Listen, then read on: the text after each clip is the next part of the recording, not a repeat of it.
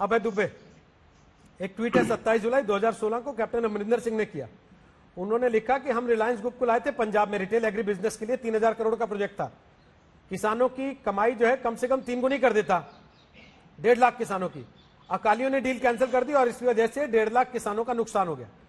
आज आप लोग दिन भर अंबानी अडानी अंबानी अडानी अंबानी अडानी करके गाली देते हैं सर। आपकी सरकार लाए तो रामलीला और इनकी लाए तो रासलीला, क्यों? नहीं, इनकी लाए तो कैरेक्टर ढीला, पूरा कहिए। रासलीला कैरेक्टर ढीला नहीं तो कह रहा हूं सर।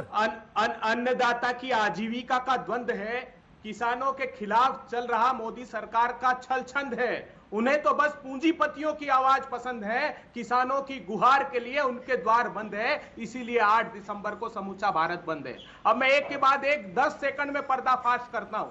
जो शरद पवार जी की चिट्ठी बताई जा रही है, जो कांग्रेस पार्टी का घोषणा पत्र बताया जा रहा है रविशंकर प्रसाद जी, वो 2003 का अटल बिहारी वाजपेयी जी का मॉडल मंडी एक्ट था, जो बाध्यता नहीं थी। जिस प्रकार आपने दमन कर दिया सारे राज्यों का, राज्यों के अधिकार का कानून केंद्र में ला दिया। अभी रोहित सरदाना जी कह रहे थे राजनीतिक दल रोटियां सेक रहे। नहीं रोहित सरदाना जी, ये रोटियां सेकने का प्रश्न नहीं है, ये चूल्हे बुझाकर किसानों के पूछ लीजिएगा। दीपेंद्र हुड्डा सेक रहे थे, रोटी जल भी गई का प्रश्न है। एक तस्वीरें देख रहे हैं मेरी देखिए, सुनिए, कान खोलकर मोदी सरकार कान खोलकर सुन ले, क्या षड्यंत्र कर रहे। तीनों कानूनों को साथ में रख दीजिए और इसेंशियल कमोडिटी एक्ट में यह संशोधन कर दिया कि असीमित मात्रा में संग्रहण कर लो, और मंडियों के बाहर का टैक्स का एग्जम्पशन कर दिया, और कॉन्ट्रैक्ट फार्मिंग। जब तीनों को साथ रखोगे तो पता लगेगा कि यह षड्यंत्र वही है जिसका आरोप लागत और मूल्य आयोग। ऐसी ही बातें आप सीएए के दौरान कह रहे थे अभय जी कि इस चीज को इसके साथ, इस चीज को इसके साथ रख दो तो ऐसा हो जाएगा। मतलब सामने वैसा नहीं है जैसा आप दिखाना चाहते हैं। मैं प्रमाण बताता हूं, मैं 2 प्रमाण दे रहा हूं आपके जो हुआ है। एक तो सीएसीपी ने आरोप लगाया कि मोदी सरकार दाल खरीदकर ऐसे समय बाजार में उतारती है जब किसानों की दाल आने वाली होती है और प्राइसेस क्रैश हो जाते हैं और पूंजीपति उसका संग्रहण कर लेते हैं। मैं नहीं कह रहा हूं, 2020-21 की रबी की रिपोर्ट उठाकर देख लीजिए। 23 जून 2020 को मोदी सरकार ने इंपोर्ट ड्यूटी 50 से 15% की और मक्का 5 लाख मैट्रिक टन मंगा लिया हिंदुस्तान में, सस्ता मक्का। मक्के के दाम जो 650 रुपए थे वो 750 से 900 रुपए हो गए। ये मोदी सर यहाँ विजय जी बैठे हैं, एक सेकंड, यहाँ विजय जी बैठे हैं मेरे साथ।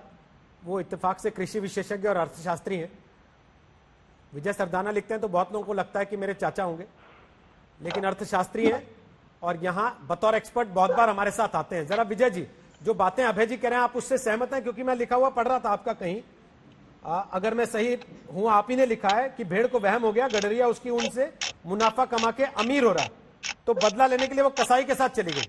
ये टिप्पणी आपकी किस पर है? राजनीतिक पार्टियों पर जो भारत बंद का समर्थन कर रही है? देखिए, सब समझते हैं, मुझे समझाने की जरूरत नहीं है, सब राजनीतिज्ञ हैं, इसलिए सबको समझ आ रहा है कि मैं क्या कह रहा हूं। दुख की बात पता है रोहित जी क्या है कि जो भी ये हमारे साथी लोग बोल रहे हैं विद ड्यू रिस्पेक्ट, मैं इनसे एक सवाल पूछता हूं कि क्या इन्होंने कानून पढ़े हैं या नहीं पढ़े? क्योंकि जिस तरह की भाषा और एनालिसिस आ रहा है उससे यह समझ में आता है कि कानून नहीं पढ़े। ये कहां लिखा है कि अनलिमिटेड स्टोरेज? आप जरा कानून पढ़ लो यार, 8 लाइन का कानून है, उसमें साफ लिखा है स्टोर कौन करेगा। वो करेगा जो वैल्यू चेन पार्टिसिपेंट है। कितना करेगा? अपनी इंस्टॉल्ड कैपेसिटी से ज्यादा नहीं कर सकता। अब कानून पढ़ो तो सही यार। और अगर महंगाई 50% बढ़ जाती है नॉन पेरिशेबल में, पिछले साल के एवरेज का, अगर पिछले साल का टमाटर का रेट एवरेज 20 रुपए था और इस साल 40 हो जाता है, पेरिशेबल में डबल है, तो एसेंशियल कमोडिटी एक्ट लागू हो जाएगा अपने आप। और अगर नॉन पेरिशेबल है, गेहूं का रेट अगर पिछले साल 20 था, इस साल अगर वो बढ़ के 30 से ऊपर चला जाता है तो वापस एसेंशियल कमोडिटी एक्ट लागू होगा। और जो आदमी एग्री वैल्यू चेन में आज तक पार्टिसिपेंट नहीं था, जैसे सोने का व्यापारी है, लोहे का व्यापारी है, लकड़ी का व्यापारी है, जिसका एग्रीकल्चर से कोई लेना देना नहीं है, उसको ये रियायत नहीं है।